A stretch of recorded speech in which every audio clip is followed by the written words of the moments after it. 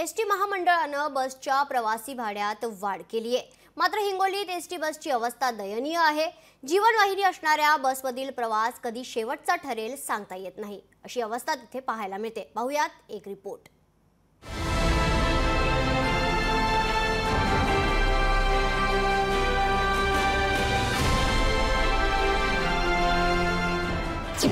ST प्रशासनाकडून भाडेवाढ, प्रवाशांचा जीव घेण्या बसेसमधून प्रवास। हिंगोलीतील तिन्ही बस आगार सलाईनवर। ही आहे अवस्था हिंगोलीच्या एसटी बस आगारातील बसेसची। सर्वसामान्यांची जीवनवाहिनी सर्वसामान्यांसाठी कधी जीव घेणी ठरेल हे सांगता येत नाही, अशी अवस्था या बसेसची झाली आहे। बसेस अत्यंत खिळखिळ्या झालेल्या आहेत। काही बसांना काचा नाहीत, काही बसांना वरच्या टपांना टपर ठोकलेले आहे। कोणत्याही सोयी सुविधा नसताना जी भाडेवाढ केलेली आहे ती अत्यंत चुकीची आहे। एकीकडे एसटीची भाडेवाढ करण्यात आली, त्याचा सामान्यांना फटका बसतोय, तर दुसरीकडे अशा प्रकारच्या बसेसमधून जीव मुठीत घेऊन प्रवास करावा लागत असल्यानं प्रवासी नाराजी व्यक्त करतायत।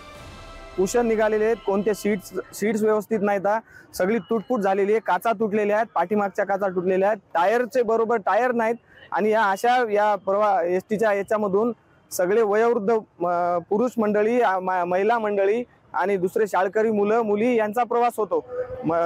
यांना जीव धोक्यात घालून प्रवास करावा लागतो।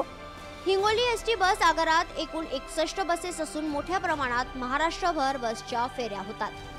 बघू शकता की या एसटी बस मध्ये आपण आलेलो आहोत आणि संपूर्ण या बसण्याची व्यवस्था या ठिकाणी करण्यात आलेली आहे। संपूर्ण या ठिकाणी या बसेस बघू शकता की या अशा प्रकारे जे आहे ते कुशन बाहेर पडलेलं आहे आणि दुसऱ्या बाजूला हे संपूर्ण जे आहे ते कुशन या ठिकाणी पडतंय। संपूर्ण जे आहे ते दुरावस्था या बसस्थानकातील एसटीची झालेली आहे। ही एक जवळपास 100 या ठिकाणी 61 बस आहेत आणि या ठिकाणी एक बस जे आहे ते नादुरुस्त असल्याची माहिती या ठिकाणी आगार प्रमुखांनी दिलेली आहे। याबाबत आम्ही हिंगोली बस आगारातील आगार प्रमुखाशी बोलण्याचा प्रयत्न केला, मात्र त्यांनी कॅमेऱ्यासमोर बोलण्यास नकार दिला।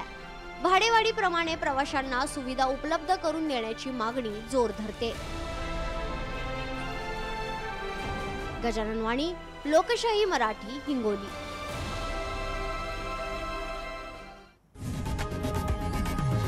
लोकशाही मराठी, ऐका, पहा, जागरूक रहा।